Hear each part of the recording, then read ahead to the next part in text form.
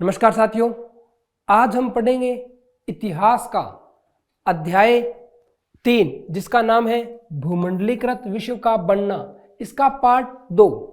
इससे पहले पार्ट 1 हम कर चुके हैं बच्चों, जिसके अंदर हमने व्यापार के माध्यम देखे, यानी कि उन रास्तों के बारे में देखा जो कभी सिल्क रूट कहलाता था और कैसे समुद्री मार्ग की खोज होने के बाद व्यापार के अंदर अचानक एक बहुत बड़ी वृद्धि देखी गई, कैसे यूरोप की हद के अंदर पूरा विश्व आ गया।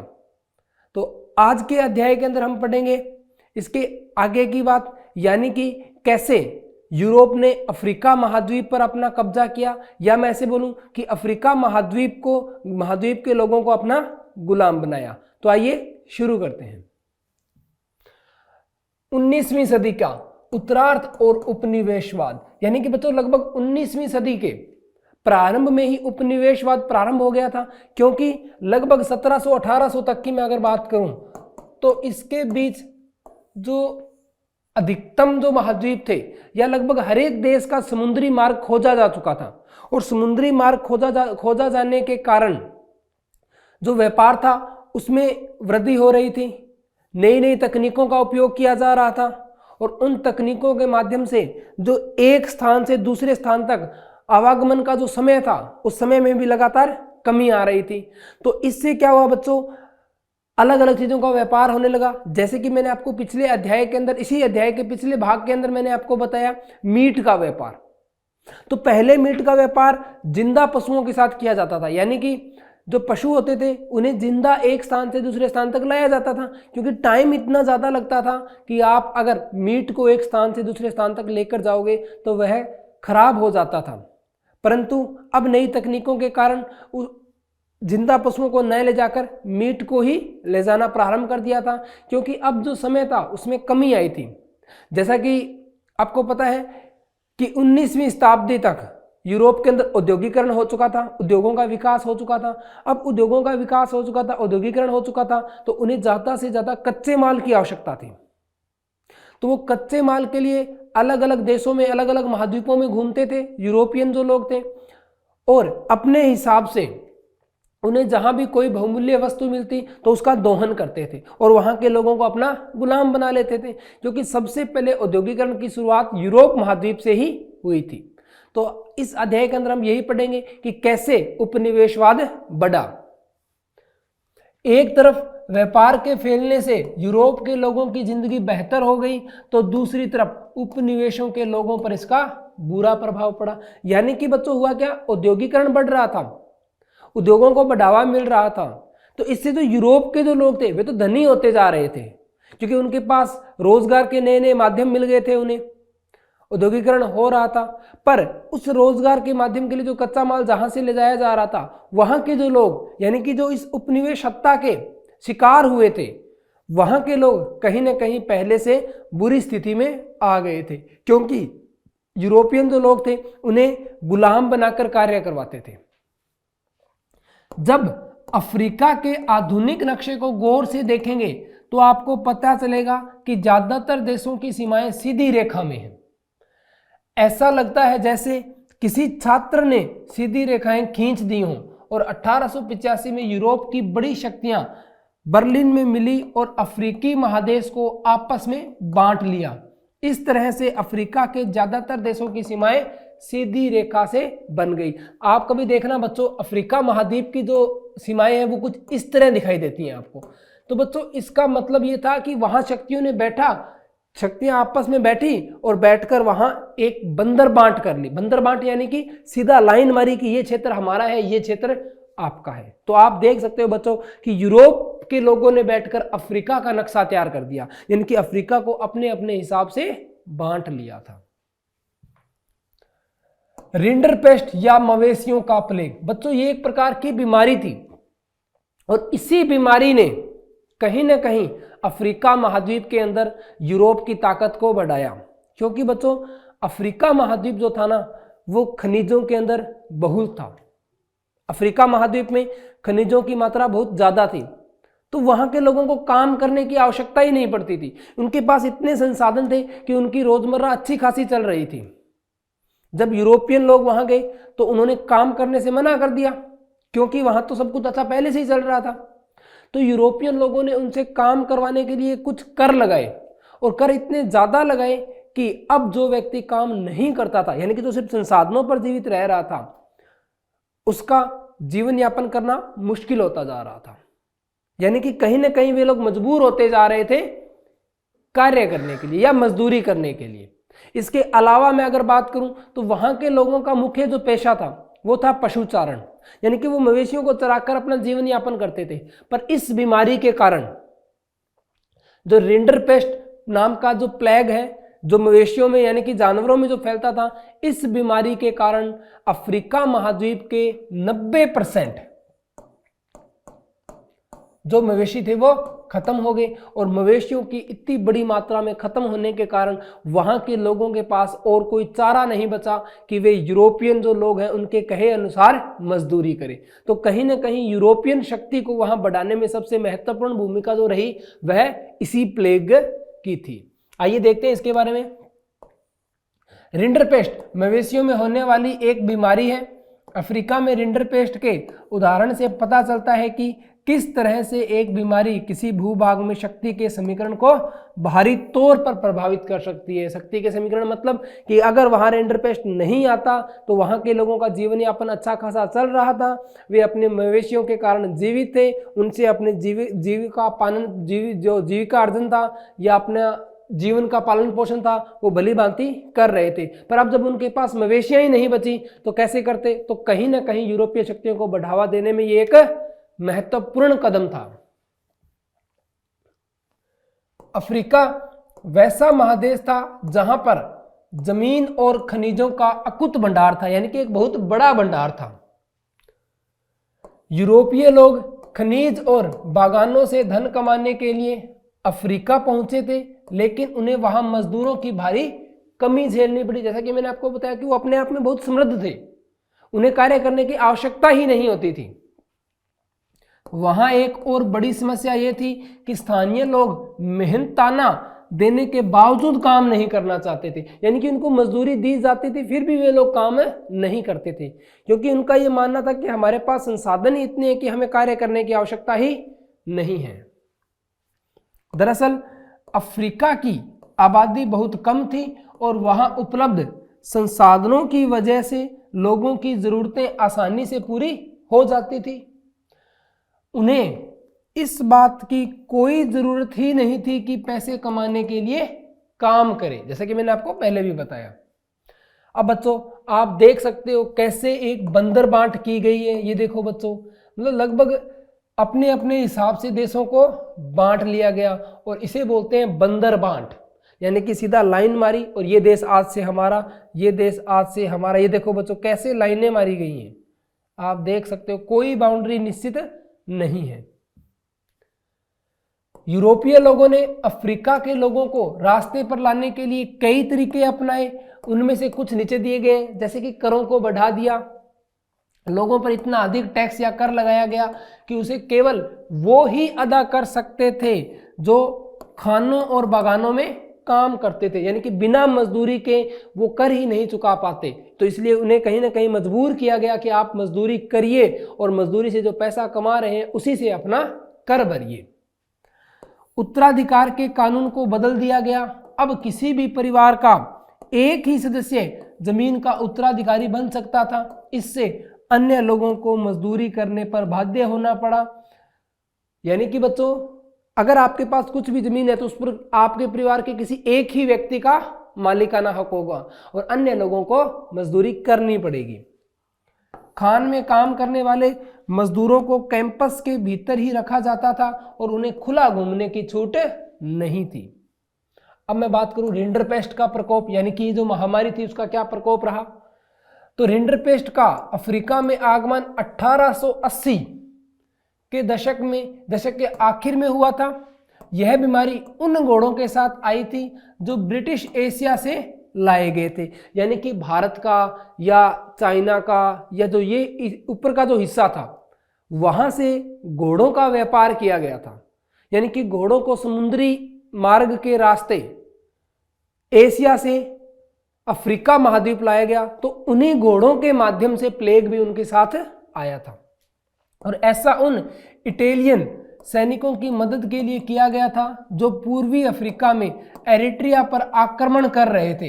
यानी कि ये जो सैनिक थे उन्हें अधिक घोड़ों की आवश्यकता थी, तो उनको घोड़ों की आवश्यकता पूर्ति कराने के लिए घोड़े भेजे गए थे। और अफ्रीका में किसी जंगल की आग की तरह फैल गई जो ये रिंडरपेस्ट जो बीमारी है, यानी कि जंगल की आग की तरह फैलना, इसका मतलब होता है बच्चों बहुत ही तेजी से फैलना।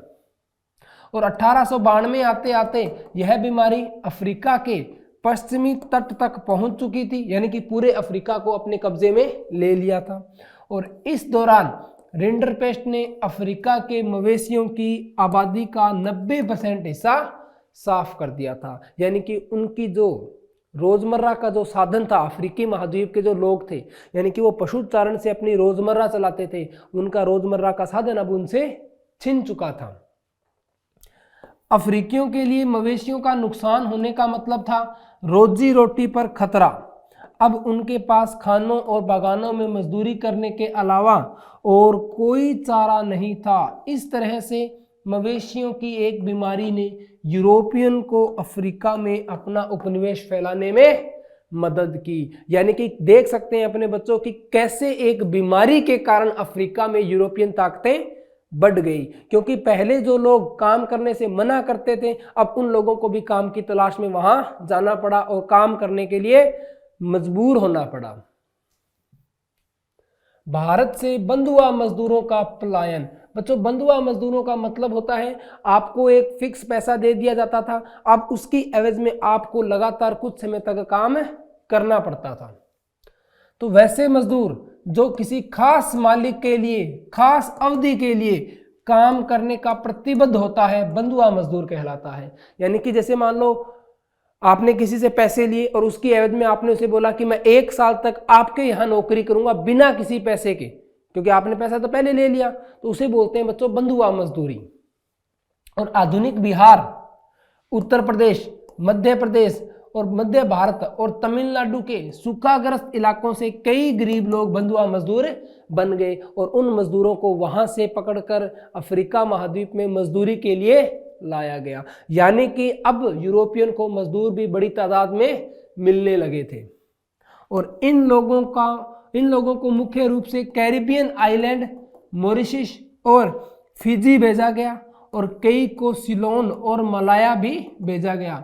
भारत में कई बंधुआ मजदूरों को असम के चाय बागानों में भी काम पर लगाया गया। यानी कि हर वो स्थान जो उपनिवेशक शासकों के कब्जे में था, जहां उन्हें मजदूरों की आवश्यकता थी, उन हर एक स्थान पर बंधुआ मजदूरों को भेजा गया। अब चाहे वो स्थान भारत में ही क्यों ना हो, चाहे वो स्थान अफ्रीका महाद्वीप में भी क्यों ना हो, मजदूरों को बंधुआ बनाया गया और उनसे कार्य करवाया गया। और सबसे बच्चों, बंधुआ मजदूरी का सबसे बड़ा कारण था उस समय गरीबी का। तो एजेंट यानी कि जो लोग बंधुआ मजदूर बनाने में सहायता करते थे अंग्रेजी सरकार की, या जो बिचौलिए का काम करते थे, उन्हें कहते हैं एजेंट। तो एजेंट अक्सर झूठे वादे करते थे और इन मजदूरों को यह भी पता नहीं होता था कि वे कहाँ जा रहे हैं। यानी कि इन्हें ये पहले बताया ही नहीं जाता था कि आपको समुद्र पार भेजा जाएगा। इन मजदूरों के लिए नई जगह पर बड़ी भयावह स्थिति हुआ करती थी। भयावह मतलब बच्चों बहुत ही खतरनाक स्थिति, मतलब एक ऐसी स्थिति जो अनुकूल ना हो। उनके पास कोई कानूनी अधिकार नहीं होते थे और उन्हें कठिन परिस्थितियों में काम करना पड़ता था उस एक अवधि के लिए जिस अवधि के लिए उन्होंने मालिकों को हाँ भरी है। तो 1900 के दशक से भारत के राष्ट्रवादी लोग बंधुआ मजदूरों के सिस्टम का विरोध करने लगे और इस सिस्टम को 1921 में समाप्त कर दिया। यानी कि बंधुआ मजदूरी का जो प्रावधान था वो भारत में 1921 में क्या कर दिया गया, खत्म कर दिया गया। यानी कि अब आप यहां से बंधुआ मजदूर नहीं ले जा सकते थे। भारत से प्रेरित श्रम प्रवास, नई डेंटेड लेबर का मतलब यानी कि क्या था, उसका मतलब देखते हैं। इंडेंटेड लेबर का अर्थ है एक विशिष्ट समय के लिए एक नियोक्ता के लिए काम करने के लिए अनुबंध के तहत एक बंधुआ मजदूर, यानी कि बंधुआ मजदूरों की ही बात कर रहे हैं, बस एक अनुच्छेद, एक अनुबंध तैयार कर दिया गया था। यह कुछ के लिए उच्च आय लाया और दूसरों के लिए गरीबी। भारतीय व्यापार, उपनिवेश और वैश्विक व्यवस्था। यानी कि भारतीय व्यापार उपनिवेश काल यानी कि जो अंग्रेजी शासन था और विश्व की जो व्यवस्था थी या जो वैश्विक व्यवस्था थी, उनके बीच में क्या लिंक थे, कैसे आपस में जुड़ी हुई थी, उनकी बात करेंगे अपने। तो भारत से उम्दा कॉटन के कपड़े वर्षों से यूरोप निर्यात होते रहे थे, क्योंकि बच्चों भारत के अंदर कॉटन काफी अच्छी मात्रा में और काफी अच्छा कॉटन मिलता था, तो भारत से उसका निर्यात किया जाता था यूरोपियन लोगों को। लेकिन औद्योगिकरण के बाद स्थानीय उत्पादकों ने ब्रिटिश सरकार को भारत से आने वाले कॉटन के कपड़ों पर प्रतिबंध लगाने के लिए बाध्य किया। अब यानी कि वहां मिलें बन चुकी थी बच्चों, भारत में जो सूती कपड़ा बनता था वो हाथ से बनाया जाता था। अब औद्योगिकरण हो चुका था, ब्रिटेन के अंदर या यूरोप के अंदर मिलें लग चुकी थी, तो अब वहां जो कपड़ा बन रहा था, अगर भारत का कपड़ा लगातार वहां पहुंचता रहता तो वहां का जो उद्योग था वो विकसित नहीं हो पाता। तो सबसे पहला काम यही किया गया कि भारत से आने वाले कपड़े पर यानी कि यूरोप के अंदर जो आयात हो रहा था उसको प्रतिबंधित किया गया। इससे ब्रिटेन में बने कपड़े भारत के बाजारों में भारी मात्रा में आने लगे। अब जो ब्रिटेन में कपड़े बने थे वो भारत में आने लगे, और बच्चों वो मिलों के द्वारा बनाए जाते थे, इसलिए भारतीय कपड़ों की अपेक्षा सस्ते भी हुआ करते थे, और सस्ते होने के कारण उन्होंने जल्द ही पूरे भारत को अपनी हद में ले लिया था। और 1800 में भारत के निर्यात में 30% हिस्सा कॉटन के कपड़ों का था। यानी कि 1800 की बात करें तो भारत जितना भी निर्यात करता था, यानी कि भारत जो सामान दूसरे देशों को भेजता था, उसमें से 30% क्या होता था, कॉटन ही हुआ करता था। और 1815 में यह गिरकर 15% हो गया, और 1870 आते आते यह 3% ही रह गया। तो आप देख सकते हो बच्चों 70 सालों में जैसे ही यूरोप में औद्योगिकरण हुआ, इसका सबसे बुरा प्रभाव कहां पड़ा, भारत के कॉटन पर पड़ा। लेकिन 1812 से 1871 तक कच्चे कॉटन का निर्यात 5% से बढ़कर 35% हो गया। बच्चा कच्चे कॉटन का मतलब क्या है, अब उन्हें यहां से बने बनाए कपड़े नहीं चाहिए थे, बस यहां का सिर्फ कच्चा माल चाहिए था, ताकि उस कच्चे माल से वो मिलों के अंदर कपड़ा बना सके, क्योंकि वहां औद्योगिकरण हो चुका था, मिलें स्थापित हो चुकी थी। तो इसलिए कच्चे माल का निर्यात जो था वो 5% से बढ़कर कितना हो गया था, 35%, और बने हुए कपड़ों का जो निर्यात था वो 30% से घटकर कितना हो गया था, 3% हो गया था। और इस दौरान निर्यात किए गए सामानों में नील, बच्चों नील जैसे कि मैंने आपको पहले भी बताया कपड़ों पर रंगाई के काम आता है, तो नील में तेजी से बढ़ोतरी हुई, और भारत में सबसे ज्यादा निर्यात होने वाला सामान था अफीम, जो मुख्य रूप से चीन जाता था। यानी कि भारत के उत्पाद अलग अलग देशों में जाया करते थे, यानी कि भारत का जो व्यापार था वो काफी देशों के साथ अच्छा था। और भारत से ब्रिटेन को कच्चे माल और अनाज का निर्यात बढ़ने लगा, और ब्रिटेन से तैयार माल का आयात बढ़ने लगा। यानी कि कच्चा माल भारत से ले जाकर ब्रिटेन में तैयार किया जाता, और उस तैयार माल को वापस भारत में बेच दिया जाता। यानी कि भारत का माल भारत में अब उपयोग नहीं हो पा रहा था, क्योंकि भारत में औद्योगिकरण नहीं हुआ था, भारत में मिलें नहीं थी, तो इसलिए भारत के अंदर जो कपड़े तैयार किए जाते थे अब वो महंगे पड़ते थे, और वही कपड़ा जब यूरोप की मिलों से तैयार होकर आता था तो वो सस्ता पड़ता था। तो कहीं ना कहीं यूरोप के औद्योगिकरण से सबसे ज्यादा प्रभावित हुए हमारे जो व्यापार थे, या हमारा जो खुद का घरेलू जो कार्य था, यानी कि हमारे भारत के जो कार्य थे वो काफी प्रभावित हुए। और इससे एक ऐसी स्थिति आ गई जब ट्रेड सरप्लस ब्रिटेन के हित में हो गया। ट्रेड सरप्लस मतलब व्यापार का जो बढ़ावा है या जो लाभ है, अब वो ब्रिटेन को ज्यादा होने लगा था, और भारत को अब इससे क्या होने लग गया बच्चों, नुकसान होना प्रारंभ हो चुका था। इस तरह से बैलेंस ऑफ पेमेंट ब्रिटेन के फेवर में था, यानी कि अगर पेमेंट का बैलेंस करें तो अब कहीं ना कहीं ब्रिटेन का क्या हो रहा था, फायदा हो रहा था।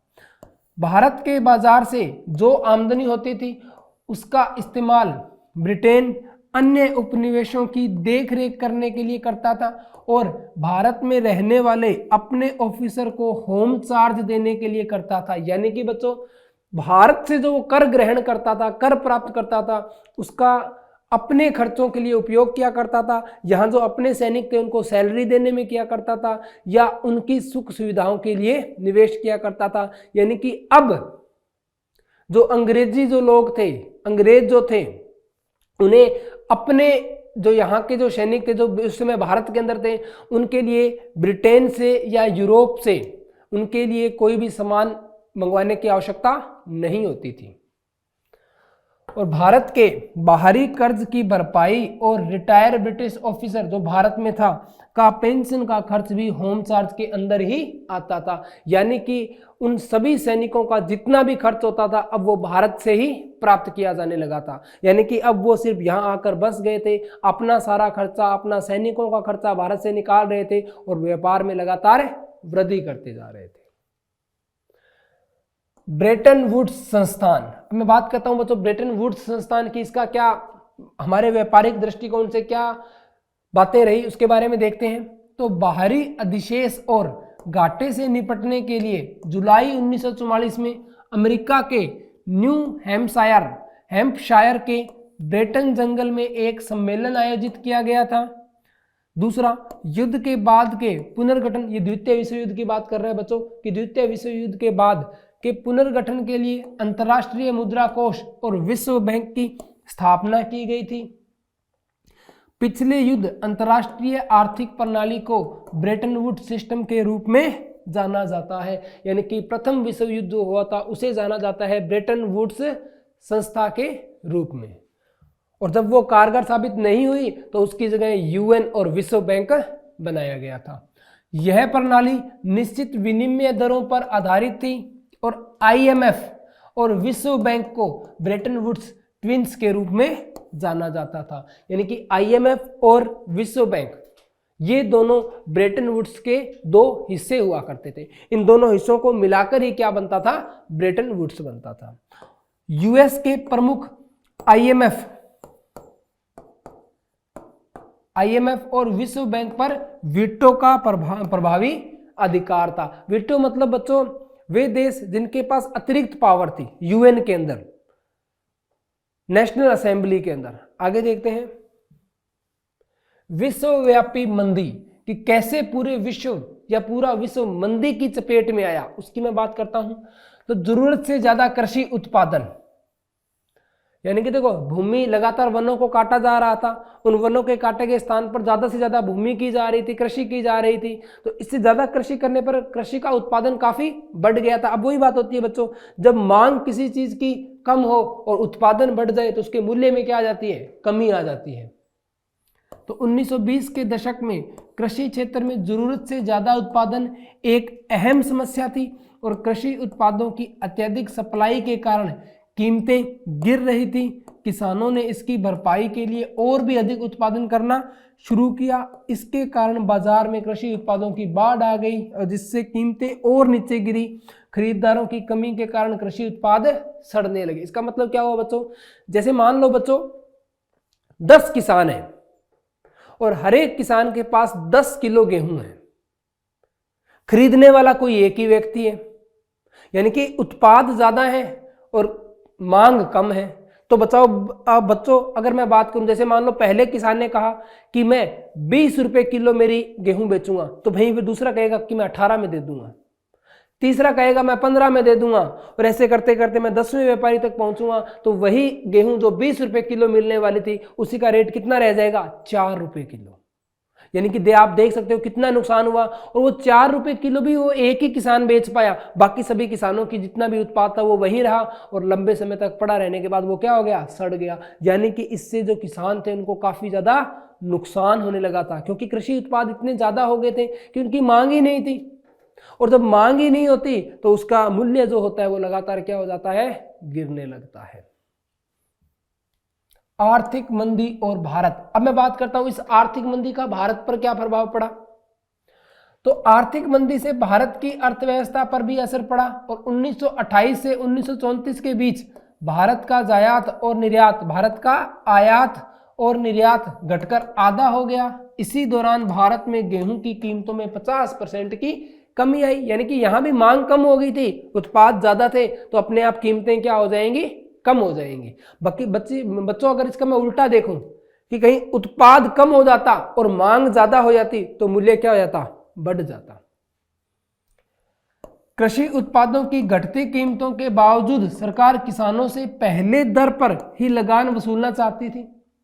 अब किसानों की इतनी उपज खराब जा रही थी, उन्हें पैसा मिल नहीं रहा था और जो अंग्रेज थे वो पहले जितना ही कर चाहते थे। इस तरह से इस स्थिति में किसानों की हालात सबसे ज़्यादा खराब थी, यानी कि पैसा तो कम ही मिल रहा था और उनको ज़्यादा देना पड़ रहा था। तो कहीं ना कहीं किसान इस आर्थिक मंदी की चपेट में सबसे अधिक आए थे और कई किसानों को अपनी जमा पूंजी निकालना पड़ा और ज़मीन और जेवर भी बेचने पड़े कर चुकाने के लिए। इस तरह से भारत महंगी धातुओं का निर्यातक बन गया था। भारत के शहरी क्षेत्रों में आर्थिक मंदी का उतना असर नहीं पड़ा। कीमतें घटने के कारण शहर में रहने वाले लोगों का जीवन पहले से आसान हो गया। बच्चों, इसका असर ज्यादा पड़ा किसानों के ऊपर, क्योंकि जो उत्पाद जिनके पास था, शहर में रहने वालों के पास उत्पाद होता ही नहीं, उन्हें तो सिर्फ खरीदना था और खरीद उनके लिए सस्ती हो गई थी, तो उनका तो जीवन और भी बेहतर चलने लगा था। भारत के राष्ट्रवादी नेताओं के दबाव के कारण उद्योगों को अधिक संरक्षण मिलने लगा, जिससे उद्योगों में अधिक निवेश हुआ और उद्योगों में अधिक निवेश हुआ तो कच्चे माल की जरूरत ज्यादा पड़ी। तो अब जो वो अनाज सड़ रहा था उसका उपयोग बढ़ गया था। अब मैं बात करूं युद्ध के बाद के समझौते कि युद्ध के बाद कौन कौन से समझौते किए गए जिससे विश्व एक आर्थिक मंदी की चपेट में न आए। तो दूसरा विश्व युद्ध पहले के युद्धों की तुलना में बिल्कुल अलग था। इस युद्ध में आम नागरिक अधिक संख्या में मारे गए और कई महत्वपूर्ण शहर बुरी तरह बर्बाद हो चुके थे। दूसरे विश्व युद्ध के बाद की स्थिति में सुधार मुख्य रूप से दो बातों से प्रभावित हुए और उसमें अगर मैं बात करूं तो पहला था पश्चिम में अमेरिका का एक प्रबल आर्थिक, राजनीतिक और सामरिक शक्ति के रूप में उदय। यानी कि अब पश्चिम के देशों की मैं बात करूं तो सबसे पश्चिमी अमेरिका महाद्वीप में अमेरिका जो था वह सबसे बड़ी शक्तिशाली शक्ति के रूप में उभरा था और सोवियत यूनियन का एक कृषि प्रधान अर्थव्यवस्था से विश्व शक्ति के रूप में परिवर्तन। विश्व के नेताओं की मीटिंग हुई जिसमें युद्ध के बाद के संभावित सुधारों पर चर्चा की गई और उन्होंने दो बातों पर ज्यादा ध्यान दिया। पहला था औद्योगिक देशों में आर्थिक संतुलन को बरकरार रखना और पूर्ण रोजगार दिलवाना। दूसरा, पूंजी, सामान और कामगारों के प्रवाह पर बाहरी दुनिया के प्रभावों को नियंत्रित करना, यानी कि कहीं ना कहीं रोजगार की स्थिति को पैदा करना था। अब मैं बात करूं कि नया अंतरराष्ट्रीय आर्थिक आदेश, द्वितीय विश्व युद्ध के बाद एक नए प्रकार की संस्था आई और उसने अपने कार्य करने प्रारंभ किए। तो उसमें क्या था कि ज्यादातर विकासशील देशों को 1950 और 60 के दशक में पश्चिमी अर्थव्यवस्थाओं यानी कि अमेरिका, यूरोप की बात कर रहे हैं बच्चों, कि तेज विकास से लाभ नहीं हुआ। यानी कि उनका विकास हो रहा था, अन्य देशों का या जैसे मैं कहूं भारत जैसे देशों का विकास नहीं हो रहा था। उन्होंने खुद को एक समूह के रूप में संगठित किया। मैं उनकी बात कर रहा हूं जो पश्चिमी देश थे। नए अंतरराष्ट्रीय आर्थिक आदेश की मांग के लिए 77 या G77 का समूह बनाया गया। यानी कि पश्चिमी जो देश थे ना बच्चों, उन्होंने अपना एक ग्रुप बना लिया और वो अपने बीच में व्यापार को बढ़ावा देने लगे, औद्योगिकरण को एक मुख्य धारा बना ली। यानी कि कहीं ना कहीं वो एक विश्व शक्ति के रूप में उभर रहे थे।